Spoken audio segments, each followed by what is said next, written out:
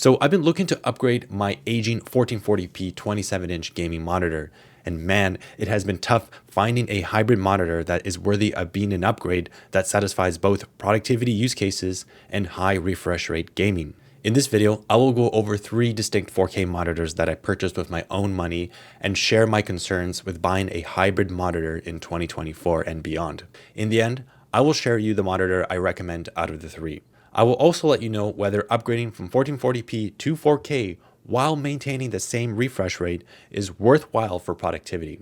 Additionally, I'll explain why, in my opinion, you shouldn't get something more than 32 inches, maybe sticking to the sweet spot of 27 inches even for 4K, specifically if you want to game competitively or work more effectively.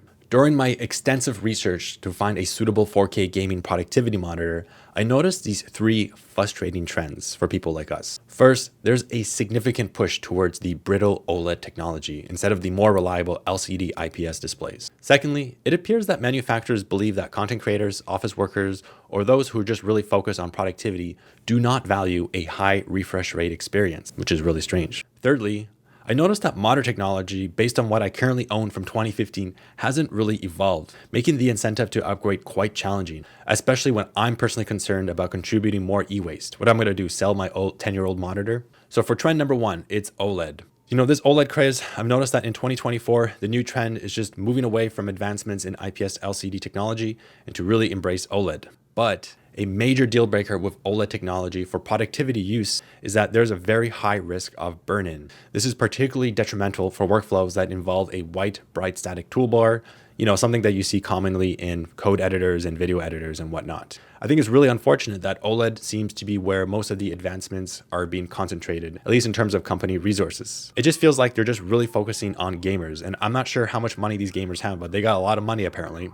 So this OLED craze made my search for the perfect hybrid monitor very, very challenging. I feel this trend is also going to continue, completely sucking any advancements in the more tried and true LCD technology or even mini LED technology. Secondly, I find it infuriating that monitor manufacturers assume those who are primarily focused on productivity are indifferent to high refresh rates. For instance, take the LG 28-inch 16x18 dual-up monitor.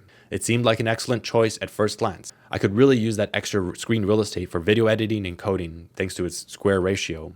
However, its 60 Hz refresh rate was a huge deal breaker for me. Moving from 144 Hz to 60 Hz definitely feels significantly laggy. There's a noticeable lack of smoothness when scrolling, moving the mouse, or experiencing animations within an operating system, even though I disable all animations because they slow you down. This is quite insulting to people like me. Frankly, any high-end monitor costing over $400 should not be limited to the basic 60 Hz refresh rate, regardless of whether it's targeting office workers or gamers. I find it really strange that MacBook Pro little displays have ProMotion that go up to 120 Hz, whereas a $1,000 ViewSonic color-accurate display for content creators is still stuck at 60 Hz. And for my third point, I was surprised by the current selection of non-OLED monitors on the market. My old Acer Predator, a 27-inch gaming monitor with 165 Hz refresh rate, released in late 2015, doesn't seem that much different from what's available today in terms of like bezels, the design, the slimness, and all the features like USB 3.0 connectivity.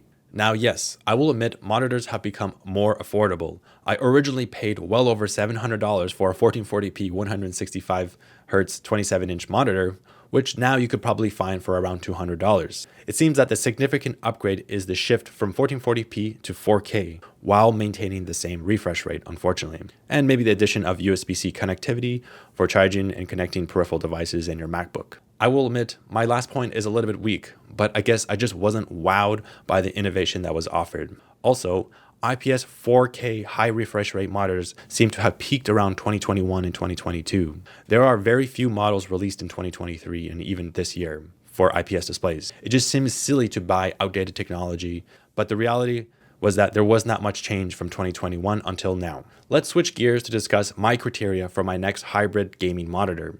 It had to include the following features. First and foremost, it had to be 4K.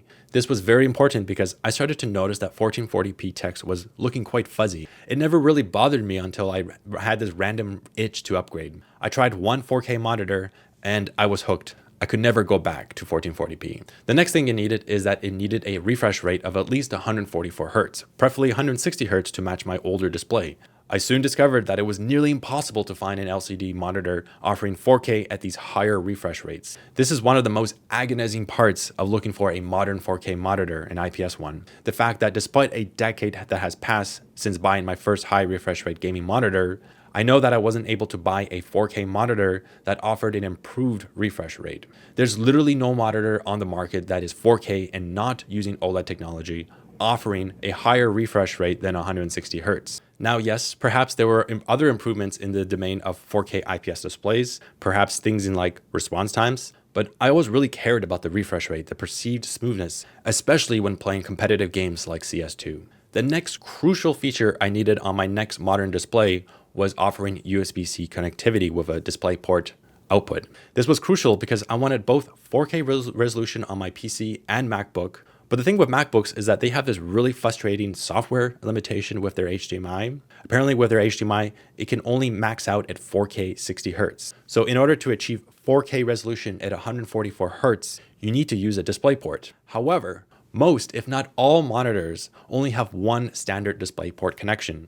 Additionally, in order to enable G-Sync, you often need to use a DisplayPort as well. Thus, the only option I have was to find a monitor with two DisplayPort connections, which came in the form of USB-C DisplayPort or DP alt mode, and then the regular large size DisplayPort. Side note, it's quite amazing that USB-C can transmit over 90 watts of power, have a very high bandwidth video signal, 4K 144 Hz, and still connect to USB devices like an SD card and transfer at high rates. It's quite amazing this little wire can do so much. So the next criteria had to do with the form factor, the aspect ratio, the display size, and whatnot. It needed to be a flat screen. I don't want this weird curved screen. I think it's really bad for productivity. I learned that I really wanted 27 inches as my main sweet spot display size. Ideally 16 by 10 would have been better, but they don't offer that in a hybrid gaming capacity. Now, yes, as you'll see, I did naively succumb to buying a larger 32-inch 4K display as part of the 3 monitors that I'm going to review. I'll get into why that was a monumental blunder.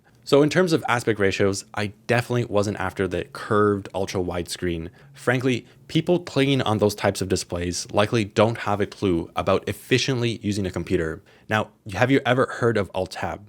It's utterly ludicrous to me that some folks rely on multi-monitor setups or behemoth ultra-wide screens to boost productivity. Seriously, can you really engage in a meaningful deep work while being bombarded with blinding lights and pixels from all angles, with Slack notifications blowing up on one side? Do you truly need Spotify, taking up real estate on one screen? Seriously, just learn how to Alt-Tab, people.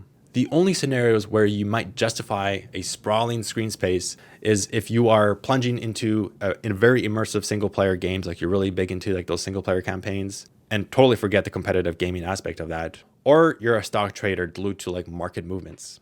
The notion that a human can effectively multitask amidst a barrage of distracting windows is quite laughable, to be honest. And for heaven's sakes, for those coders out there, if you need to glance at documentation on one monitor and then your code on another, really try to learn how to use Alt-Tab and spare yourself that serious neck pain. Now, I get it. I may come off as preachy and judgmental, but believe me, I was once like a person like that who thought it was very kind of uber cool to be surrounded by a fortress of monitors, one set in the portrait mode. But over time, I've learned to streamline and adopt minimalism, becoming really good at keyboard shortcuts. And you'll be amazed in the end how much more meaningful work you can accomplish without actually injuring yourself. All right, so let's talk about my first monitor that I purchased, the Dell 32-inch 4K gaming monitor, which was codename G3223Q. Now, this monitor usually goes on sale for around $440 US, and it has been around there for a while.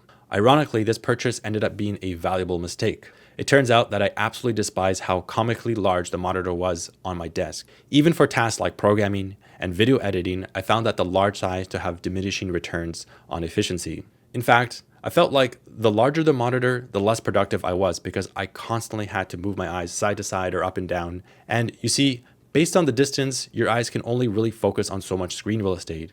Now, maybe I would have gotten used to it, but this was a big no for me in the end, unfortunately. Speaking more to the Dell monitor, I noticed something immediately when I turned it on, and that it had pretty bad color washing from the corners. Because the monitor is so big, and if you look in the middle, your peripheral vision can really see the washed out corners. Now, this was really evident in programs that have like a dark background, like Adobe Premiere, and I was truly disappointed. Now, I don't think this is a real deal breaker. It's totally tolerable if you really want a 32-inch 4K display because it's a good price. If you lower the brightness, like with all other LPS displays, the issue becomes less apparent. Another big mistake I made with this monitor, which I only noticed later, was that it didn't offer a USB-C connection. So I wouldn't have been able to achieve a 4K 144 Hz on both my PC and my MacBook. This was eventually obviously a major deal breaker. So thank goodness for Dell's good return policy. I was able to return it and no issues. I got my money back. The only good thing about this monitor was that it looked beautiful in terms of the design. I really liked the simple design of it, not too flashy.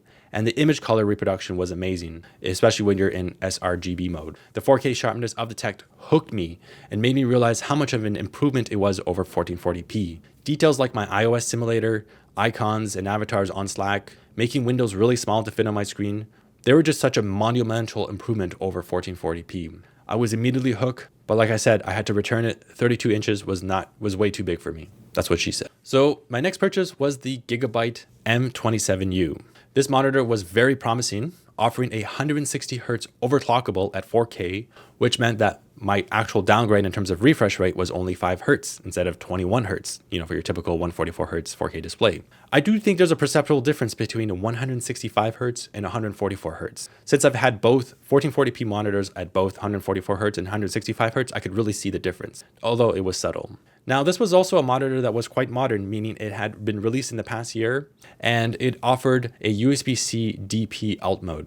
Anyway, this was very promising, but it ended up being a major disappointment due to many issues. Here's a list of cons from annoying to deal breaking. So the first thing I noticed when I unboxed it was the bezels on the side were a lot bigger than my 10-year-old 1440p monitor, despite having a bezel-less design by nature. This one was just slightly a downgrade from my old monitor, so I was a little bit disappointed in that. Now, it did have a USB-C connection, and it was 3.0, thank goodness, for high bandwidth, but it can only output 18 watts. Now, thankfully, my 16-inch MacBook Pro M1 Pro in clamshell mode was able to hold its charge through heavy usage, which was nice. But I mean, come on Gigabyte, give us at least 40 watts of power output from your monitor. This means that you can use your MacBook Pro indefinitely in clamshell mode, but you won't be able to charge it. Now, this was still a minor complaint. I was just very appreciative in the end to streamline my USB-C connection. It also had a KVM switch, which was really convenient from switching between Windows and Mac. So it worked out despite the low power output.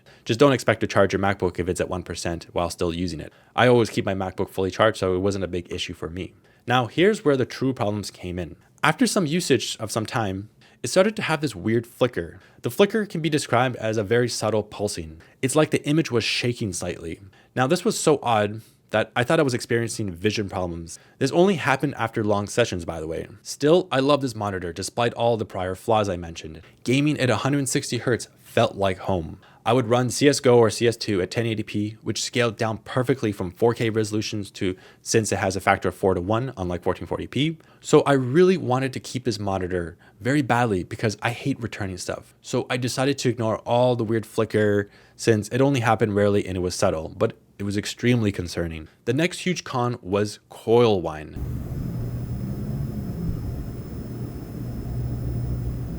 This is the worst.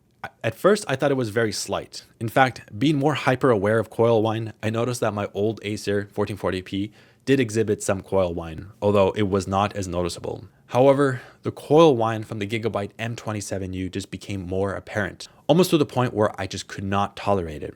I went on Reddit forums, I looked up this issue. Apparently the prior model, the M28U, had issues about this too. So I'm not sure if this is just like a issue with the specific model I had, but I'm surprised that the newer version wasn't as good in terms of controlling its coil whine. Overall, I wanted to love this monitor since the colors looked so good at 4K resolution at that 160 Hz, 27 inches. Everything was hitting the perfect sweet spot for productivity and competitive gaming. In fact, here's a story. I had completely packaged this monitor to ship it back to the newegg.ca, but then after switching back to 1440p, I was depressed. I became so hooked on the wonderful productivity gains and the pleasure at looking at a high resolution, high density 4K monitor. So the following night, and this was happening during my sleep, I couldn't sleep. I was restless. So I woke up the next morning, reopened the box, painfully reset it up again with all my wires and stuff, and tried my best to keep this monitor. But just after hours of usage, the coil whine was giving me a headache. I just could not tolerate it. So I returned it, disappointed and annoyed by the difficulty of this monitor upgrade experience. So where I live in Canada, it's very hard to find a new 4K monitor that you want to buy that isn't a ripoff. In fact, I overpaid for the M27U. It's supposed to be a budget monitor, 4K monitor, but because I live in Canada, I had to pay over 500 USD, which is more than the retail price for Americans, plus taxes. This monitor should really cost anywhere from 400 to 450 USD. At the end, I was disappointed. My dreams of having a 4K monitor at least 160 Hertz to maintain parity with my old one were completely crushed because there was nothing else on the market, at least at a reasonable price. I mean, there were some other ASUS monitors out there, but they were over 1,000 Canadian dollars, so kind of crazy. So here came my savior, the MSI Mag 274 UPF 27-inch monitor. So after the hangover from 2 bad experiences, I did not want to subject myself to further trials with monitors. The time wasted constantly switching my setup, the productivity loss, especially during my tax season, and the risk of shipping monitors back and forth to ensure I receive a full refund without restocking fees. This whole experience was truly painful. But then I saw this MSI monitor offered at Walmart and Costco, both of which have excellent return policies. So I was like, darn it, it's only 144 Hertz, but let's try one more time. Now, yes, I did buy this knowing that it only was capped at 144 Hertz, which was a downgrade from the prior Gigabyte one. But in exchange, it offered a more powerful 65-watt USB-C alternating display port with a USB-C hub. It had a beautiful thin bezel-less design, much better than the Gigabyte.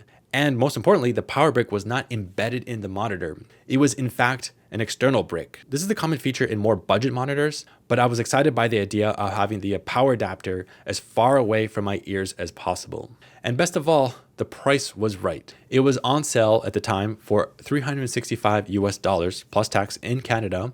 And in some cases, it went down to $350 US. But even the normal price wasn't too bad, around $410 US plus tax. So I was willing to make some concessions. 144 Hertz is still good, and I was still excited to try it out. My heart was racing as I set up the monitor. I was really worried about the potential for coil whine. However, when I turned it on, silence.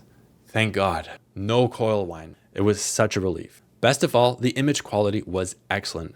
Now, some folks reported that it didn't get dim enough, maybe in low light scenarios, but for my use cases, it was perfect. And the kicker to all of this is that the backlight bleed or color washing at the sides was really well controlled, better than that of the Dell and the Gigabyte monitors. So for such a budget monitor, when I opened Adobe Premiere or opened up a dark screen, it just looked pretty good. Obviously it was not perfect, but it was a lot better than my previous monitors. I was so happy to have everything set up. My MacBook was connected with just one single cable, providing an ample 60 watts of power, connection to my keyboard and my mouse, and a stable flicker-free video feed. I didn't have that weird flickering stuff from the Gigabyte M27U. I was also thrilled that it was a bezel-less design and it looked better than that of the M27U.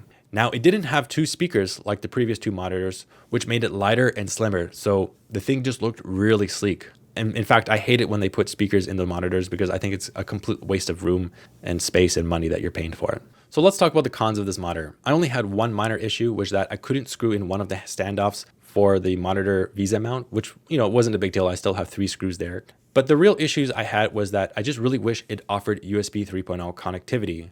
It only supports USB 2.0, which is, severely limits what kind of camera USB peripheral devices you can use, like flash drives that are high bandwidth. Now, this feature, having a USB 3.0 hub, was something that was offered on some of the prior monitors I mentioned. So this is disappointing. It's a downgrade, but I guess MSI had to cut costs somewhere. So the lack of USB 3.0 was the only thing preventing me from upgrading both my monitor setups. Unfortunately, I'm still using my Acer monitor at my main office, and my secondary monitor has been replaced. The BenQ 1440p 144 Hertz refresh rate monitor has been replaced with the MSI. So that's my only con, but otherwise it's a great monitor, great discount. So what are the conclusions of this video? Number one, it's extremely hard to find a really good monitor that doesn't have coil whine, that offers a good balance between hybrid use like productivity and gaming. I really wish that these manufacturers wouldn't just focus all their attention on OLED gaming, but I guess these gamers have deep pockets. I mean, I don't know how a 16-year-old can afford a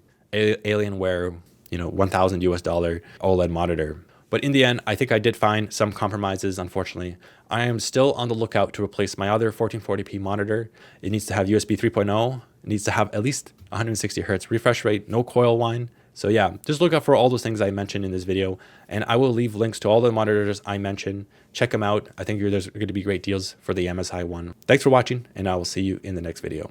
It's pretty ironic. Just a few months after I made this video complaining about the lack of new 2024 monitors that balance productivity and gaming without using OLED, ASUS and Dell released exactly what I was looking for. These new monitors feature standard IPS LED technology, but with a unique dual mode. You can switch between 4K at 160Hz or 1080p at 320Hz. I ended up buying one, and it pretty much addresses most of my complaints. So in the next video, I'm going to review it. Funny how it came out right after I had so much to say about this topic.